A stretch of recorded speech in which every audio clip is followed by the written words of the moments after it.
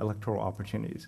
We're not suggesting that applicants need to demonstrate expertise with the Voting Rights Act, but at a minimum, we think they should have a general awareness of the role of the Voting Rights Act in redistricting. So we have a suggested revision to that, which is in the appendix. The other suggestion with regard to this point is with regard to Section 60834, which specifies the support that the BSA must provide to the applicant review panel. We recommend that in addition to the other types of support that are specified, the Bureau also, that there should be a provision that the Bureau provide the applicant review panel with training on the Voting Rights Act and issues of minority vote dilution. So obviously the members of the applicant review panel are not going to draw maps themselves, but they do need to have a basic understanding of the Voting Rights Act in order to assess whether applicants understand how redistricting affects the quality of representation for California's diverse communities. I should note, I should have noted this at the beginning, the recommendations that we're making in this three-group letter are in addition to the revisions that are being proposed in the working group letter. There aren't any areas of conflict in terms of the actual revisions being proposed in the working group letter. And then another thing is in recommendation 6 in the three-group letter. We think that the reg should be revised so that the random draw of the 8 applicants doesn't result in a situation that may contravene Prop 11's intent to have a selection process that produces a commission which is reasonably representative of the state's diversity.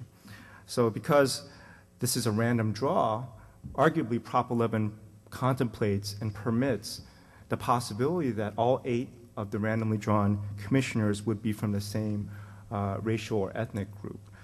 But at the same time, if you look at other provisions of Prop 11, specifically the constitutional language added by Prop 11, that language is very clear that Prop 11's intent is to have a selection process which produces a reasonably representative commission. And we think that in order to harmonize these two provisions, Section 60853, which outlines the random draw requirement, should be revised so that the auditor would conduct a second random draw, basically a redraw, in the event that all 8 commissioners were of the same racial or ethnic background. We think this would help avoid a result that goes against Prop 11's intent for the selection process to result in a reasonably representative commission. So those are the 3 recommendations that I wanted to highlight in the 3-group letter submitted by my organization, MALDEF, and the NALEO Educational Fund. And that's what I had to present for now, and I'd be happy to answer any questions. When you're talking about the statute, or the statute being overbroad as far as people who are appointed to positions but they're non-salaried, do you mean that in a First Amendment sense? Or? Yes. Okay. Do you have more questions? I have some questions, sure. In your comments, you mentioned that in terms of how we define diversity, that we should be more in conformity with Prop 11. But I'm looking at Section 8252.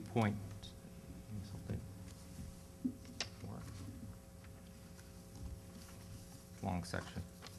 8252, at the very end of it in subdivision G. And there and that's where the one place in the Act where we find diversity defined. And in that section, it's talking about the commission reflecting the state's diversity. But there it says diversity including, but not limited to, racial, ethnic, geographic, and gender diversity. And so, looking at this, I submit that it suggests that perhaps diversity means more than just those specific things that are listed, but that somehow in drafting these regulations, we should be looking to other factors than racial and ethnic and geographic and gender diversity in order to define diversity. So my question to you is, aren't we more consistent with Prop 11 by expanding what diversity means, by including other categories, since this says including but not limited to, rather than departing from what Prop 11 provides?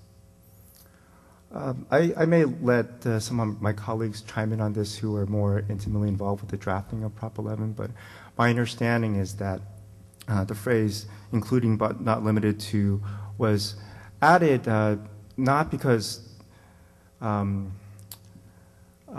primary concern wasn't about the actual listed aspects of diversity, but rather that phrase was included because the drafters were looking at efforts to pass the initiative and what it might take to include a broad coalition of organizations supporting the initiative. And so they added that language not wanting to seem exclusionary of other aspects of diversity, but I don't, and again, I'll let other colleagues chime in who are more involved in actually drafting the initiative, but my understanding is that the intent was to focus on these aspects of diversity as the primary aspects that should be taken into account during the selection process. I would also say that the 5 words you're pointing out, including but not limited to, are important to consider, but I think the overriding consideration is the constitutional language in Prop 11, which talks about the intent of the initiative to produce a selection process that's reasonably representative of the state's diversity. And our argument is that by making the applicant review panel's job harder, by forcing them to consider additional aspects of diversity, that threatens the ability of the selection process to achieve the diversity aspects that are actually listed in the initiative.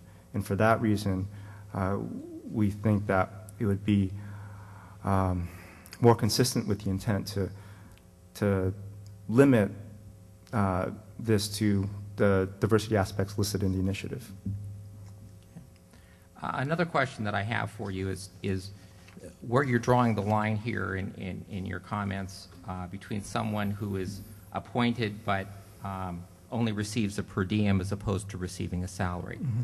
And in your comment, what I'm interpreting that to mean is that you think that what gives rise to the conflict of interest is not the appointment or being in a position that the governor or the member of the legislature likes you so much or has a certain relationship with you that you're appointed, but what you see as giving rise to the conflict is the fact that a person is making a certain salary. Is that correct? We think that having a financial benefit that's regular and dependable is a fair way of assessing whether one is beholden to their appointing authority. They're afraid of displeasing their appointing authority because they don't want to lose their salary. Okay. Let's say the person is appointed for a fixed term, and so the person, therefore, regardless of whether the person behaves in a manner that pleases the appointing authority or not, that person's salary is going to be fixed the same for that period of time. Are you saying that person, because his salary can't be increased or decreased, that person doesn't have a conflict of interest?